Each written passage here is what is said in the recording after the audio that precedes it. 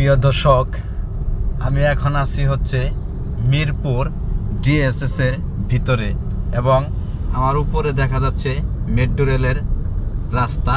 আর নিচের রাস্তাগুলো দেখেন, এত সুন্দর, একদম নিলিবিলি মনোরম পরিবেশ। আসলে আমাদের বাংলাদেশে কিছু কিছু জায়গায় এত সুন্দর, আমরা দেশটাকে আসলেও এরকমভাবে যদি সৌন্দর্য করতে পারতাম বা আমাদের মনগুলারেও যদি এরকম পরিষ্কার করে রাখতে পারতাম, তাহলে মনে হয় বাংলাদেশে ধর্ষণ, চাঁদাবাজি, ছিনতাইকারী, নারী নির্যাতন আসলেও এগুলার থেকে আমাদের বেরিয়ে আসা উচিত।